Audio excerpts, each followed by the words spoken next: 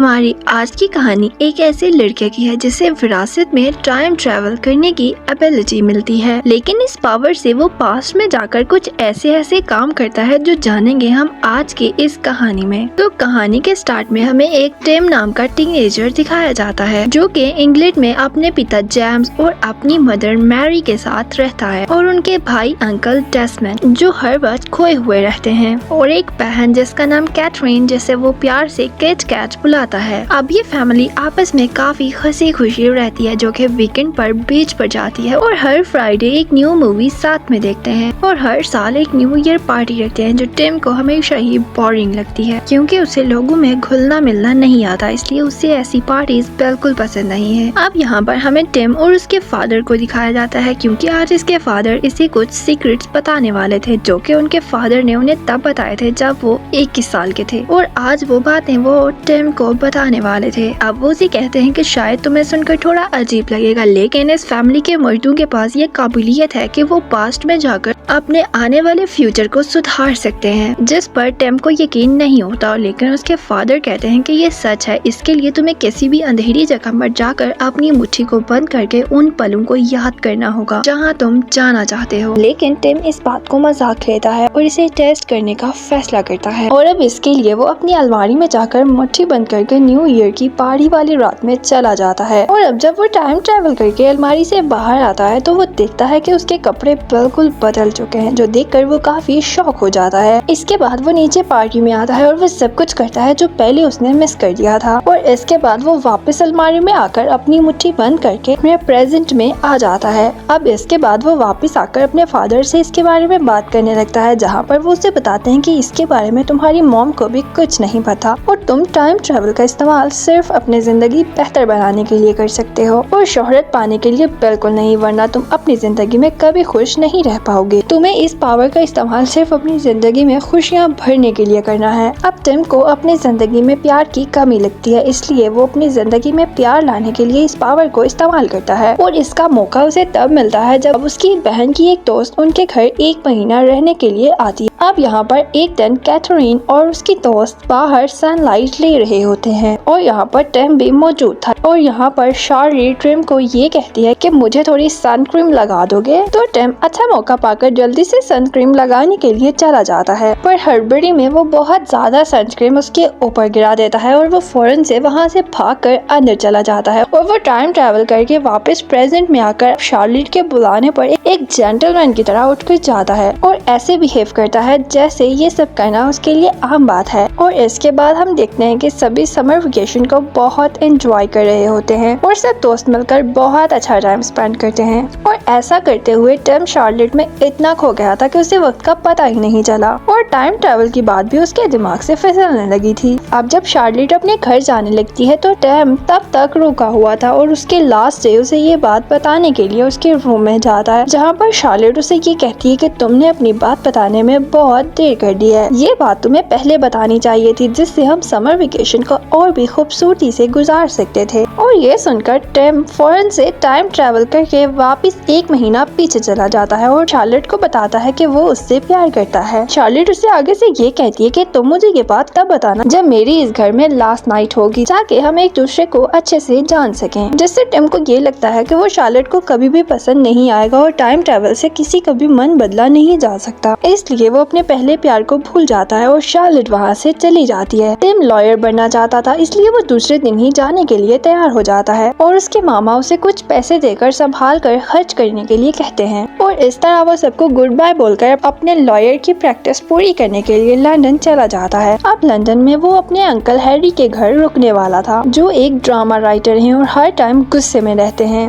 अब वो अपने घर में टिम का स्वागत करते हैं और उसे रहने के लिए एक रूम दिखाते हैं। अब अगले दिन टिम वहाँ जाता है जहाँ उसे लॉयर की क्लासेस मिलेंगी। वहाँ पर वो अपने कोलीग रॉरी से मिलता है और अब हमें 6 माह बाद का सीन दिखाया जाता है, लेकिन अभी तक उसे तलाश थी एक गर्लफ्रेंड की, इसलिए वो अपनी दोस्त जय के साथ एक रेस्टोरेंट में जाता है जहाँ पर ब्लाइंड डेटिंग गेम खेला जाता था और वहाँ अंधेरे में टिम मैरी से मिलता है और उससे फ्लर्ट करता है। अब जब वो बाहर आती है तो वो उसको पहली बार देखता है और और इसके बाद मैरी उसे अपना नंबर देती है और दोनों एक दूसरे को पसंद करने लगते हैं। इसके बाद वो खुशी खुशी घर आता है, लेकिन आगे उसके अंकल हैरी बहुत गुस्से में थे क्योंकि उनका ड्रामा लॉन्च होने वाला था और उनका प्ले भी सबको बहुत अच्छा लग रहा था। लेकिन एक एक्टर अपनी लाइंस भूल जाता है जिसकी वजह से सारी गड़बड़ हो जाती है। और इसके बाद टिम अपने अंकल को लेकर टाइम ट्रेवल में जाता है और उस एक्टर के पास जाता है और उसे बताता है कि तुम्हें अपनी लाइंस याद कर लेनी चाहिए। लेकिन एंड पर उसे पता चलता है कि डायलॉग भूलने वाला एक्टर कोई और ही था और फिर से टाइम ट्रेवल करता है और उस एक्टर को डायलॉग याद कराने में मदद करता है और इस तरह टिम की वजह से हैरी का प्ले सक्सेसफुल हो जाता है। इसके बाद वो मैरी को कॉल करने लगता है, लेकिन वो फोन देखता है तो उसमें से मैरी का नंबर गायब होता है। इसलिए वो वापस से उस रेस्टोरेंट में जाता है और वहाँ पर मैरी का पता पूछने लगता है। लेकिन तब उसे समझ आता है कि उसने उस दिन हैरी की मदद करने के लिए टाइम ट्रैवल किया था, इसलिए वो कभी मैरी से मिला ही नहीं। अब हैरी तो काफी खुश होता है, लेकिन वो मैरी के बारे में सोचकर उदास था। तभी उसे याद आता है कि मैरी ने उसे एक मॉडल के बारे में बताया था जो उसे बहुत पसंद है, इसलिए वो उस मॉडल की एग्जीबिशन में चला जाता है और थोड़ी देर इंतजार करने के बाद उसे मैरी दिख जाती है। पहले तो वो टिम को पहचान नहीं पाती, लेकिन फिर उसके साथ थोड़ी देर बात करके उसे कुछ टाइम स्पेंड करने का कहता है। वो मान जाती है और वो अपने एक दोस्त को भी टिम से मिलवाती है। अब वो कॉफी पीने लगते हैं, जहाँ पर उसे पता चलता है कि मैरी का एक बॉयफ्रेंड भी है जिसका नाम रूपर्ट है और थोड़ी पूछताछ करने के बाद उसे पता चलता है कि वो लोग एक पार्टी में मिले थे, इसलिए टिम टाइम ट्रैवल करके उसी पार्टी में वापस जाता है। लेकिन वो रूपर्ट से पहले ही वहाँ पार्टी में पहुँच जाता है और मैरी को अकेला देकर उससे बात करने लगता है और उसे उस पार्टी से बाहर ले आता है और इसके बाद वो लोग आपस में काफी वक्त गुजारते हैं और अब वो एक दूसरे को पसंद करने लगते हैं। अब मैरी टिम के साथ और वक्त बिताना चाहती थी और वो उसे अपने घर ले जाती है और घर आकर वो दोनों एक दूसरे के काफी करीब हो जाते हैं।